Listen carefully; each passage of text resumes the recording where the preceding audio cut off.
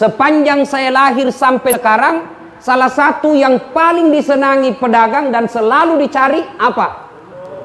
Untung. Alhamdulillah, mau semua ki untung dan kita mau rugi.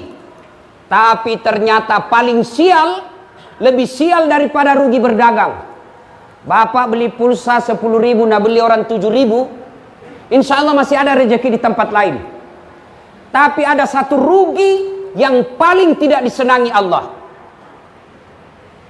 Ara'aital ladzi yukatsibu biddin. Tahu enggak kamu pendusta agama? Pak balena agamae, salatnya dusta, puasanya dusta, hajinya dusta, zakatnya dusta.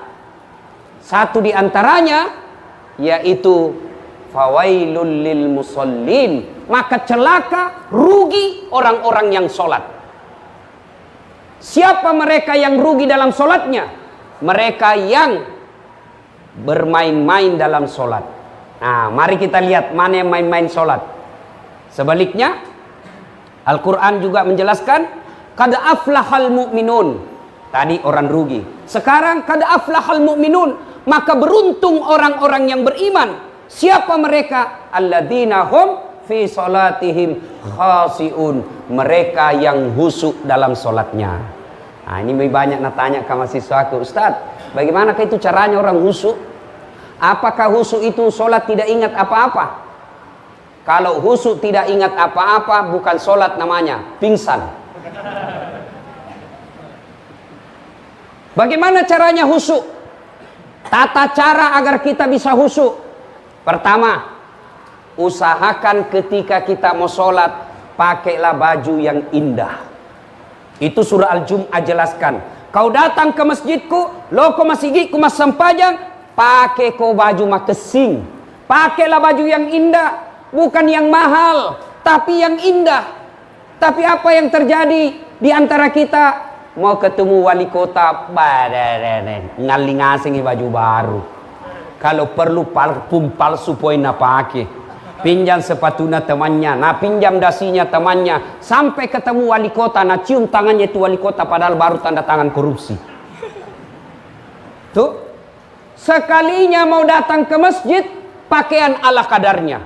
Itu tona pakai main basket, itu tona pakai kencing berdiri poin. Masih ada satu tetes, nadatik saja, masuk di sini. Coba, baju yang sudah 3 hari tidak dicuci dia pakai. Kemudian celananya ada tetesan kencing. Lalu dia datang menghadap kepada Allah. Gimana kita mau husuk?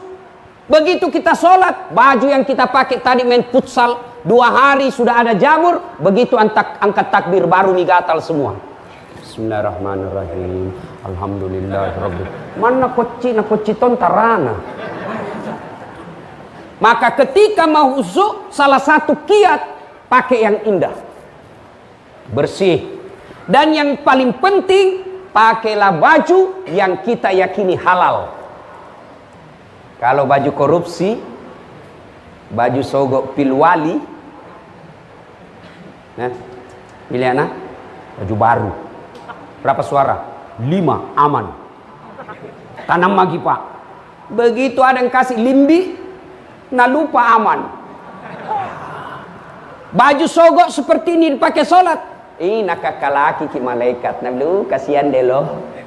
Maka begitu mau datang ke masjid, lihat dulu, pandang dulu, nih sarungku halal atau tidak, nih bajuku halal atau tidak, jam tanganku ini halal atau tidak. Termasuk bapak ibu barangkali waktu menjabat banyak duitnya dia ganti giginya, gigi palsu hasil korupsi. Maka begitu mau sholat, buka dulu gigi palsunya, pakai emas. Dan bagaimana kalau terlanjur nih Ustaz tidak bisa dibuka? Kenapa? Gigiku mas sudah ku kasih emas, tidak bisa dicabut-cabut itu ya. Kalau cincin sebaiknya dicabut, kalau dia emas baru kita sholat. Nah, pakai yang bagus, yang rapi, yang indah, yang halal. Berikutnya, yang kedua, cara kedua supaya kita bisa sholat. Ketika wudhu, perhatikan tata tertib dan rukun-rukunnya. Ingat, ketika kita mau berbuat baik, setan mulai kepanasan. Hayya salat. Setan sudah mulai. Nah sebar pasukannya. Sebentar pi. Sebentar pi, jam aku pergi masjid, masih lama, duhur sampai jam 3, kadang pakai jam 3 aku sholat. Setan mulai masuk. Anggaplah begitu azan langsung kita tinggalkan tempat menuju ke tempat sholat, jangan pikir setan putus asa. Tidak, nagoda ki lagi. Gimana caranya? Nagoda ki supaya main-main ki wudu. Wudunya bagaimana? Sambil terima handphone, nah simpan di telingana sambil berudu. Begini caranya. Yo, berapa kan menjual kangi? Nggak bisa kurang-kurang itu sekali. Itu wudu sambil nelpon. Siapa ajar ki begitu? Ada yang lebih parah, menyanyi sambil wudu. Pulang-pulangku berbadan dua. Itu kalau kita mau khusyuk dalam sholat, mulai cara wudu kita perhatikan. Banyak yang tidak perhatikan rukun-rukun sholat. Rukun-rukunnya wudu yang banyak kita keliru. Buka Quran. Quran mengajarkan wudu dari jari-jari hingga ke siku. Prakteknya kamene. Quran mengajarkan basuh dari jari-jari ke siku. Berarti begini caranya. Tapi apa yang kita praktekkan? Buka keran dari siku ke jari.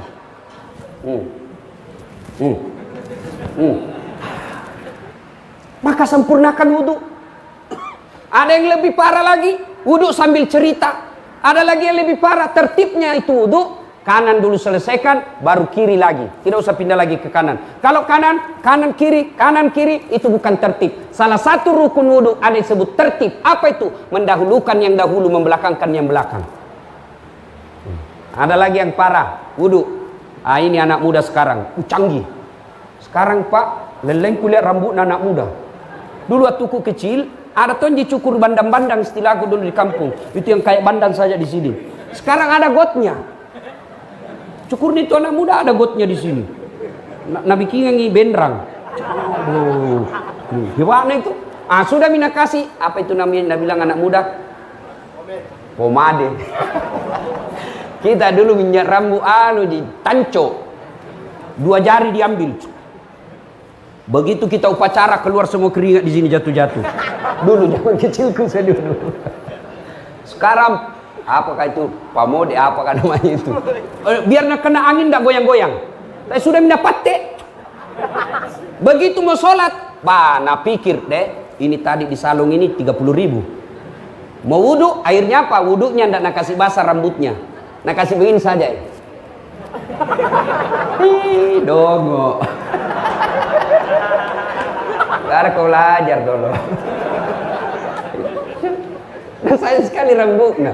Itu setan itu, Nabi siki. Hati-hati kok. Rusak patek rusak ki. Lebih cocok itu bos, wudhu begini daripada itu begini. Kenapa? Ini bukan rambut. Quran mengajarkan membasuh sebagian rambut. Jadi kalau mau khusyuk sholat, mulai dari wudhu. Perhatikan memang. Apalagi banyak kekeliruan kita, basuh kaki. Begini caranya basuh kakinya. Anak muda milenial. La ilaha illallah. Perbaiki. Yang disunahkan jari-jari tangan masuk ke jari-jari kaki. Tapi kita ambil praktisnya. Wajar puluhan tahun kita sholat, tapi sholat itu tidak membawa berkah dalam kehidupan kita. Sudah, anggap ini bagus sudut tak? Ya? Sudah wudhu, mulai kita sholat. Nah, ketika sholat, untuk bisa khusyuk, ini mata jangan seperti mata pencuri. Kan hitung itu bahada deh, kamu paboya. Allahu Akbar. Jangan ketawa, serius orang ini bos. Kita ketawa karena kita begitu toh. Maka ketika sholat, Nabi menganjurkan mata lihat yang kita mau sujuti. Lihat yang kita mau sujuti. Jangan kita mau sholat, nah lihat semua. Kita juga Pak yang pergi berjamaah, pakai baju jangan banyak tulisannya. Apalagi di boko. Kisah orang di belakang tak Pak. Nah baca ngasih mintu baju tak. Mau ki ruku, belum bisa selesai imam, mau ki ikut, ndak dihafal. Terpaksa dibaca semua itu baju di depan. Persatuan Guru Republik Indonesia cabang Cambaya. Nah baca ngasih. Habis mina baca baju kiri kanan depannya, apalagi? Nah cari lagi papang pengumuman. Keadaan keuangan Masjid Nurul Mukmin. Saldo kas 70.000. Bayar listrik 100.000. Nah baca semua. Maka dianjurkan jangan mata kita melihat ke sana kemari, tapi lihat yang kita mau sujudi. Itu coba. Berikut supaya kita bisa khusyuk. Ketika sholat jangan terlalu banyak bergerak. Imam Syafi'i mengajarkan 3 kali di batasnya boleh bergerak. Kalau imam mazhab yang lain boleh. Maka jangan heran kalau di Masjid Nabawi atau di Mekah ada orang sholat pak sambil goyang-goyang, sambil dia terima handphonenya. Bunyi handphonenya langsung nambil, nah lihat, langsung dimatikan. Kalau kita kan dibiarkan saja, akhirnya mengganggu. Bagus kalau nada panggilnya mengaji, kalau nada panggilnya lagu dandut, pandra kita pak.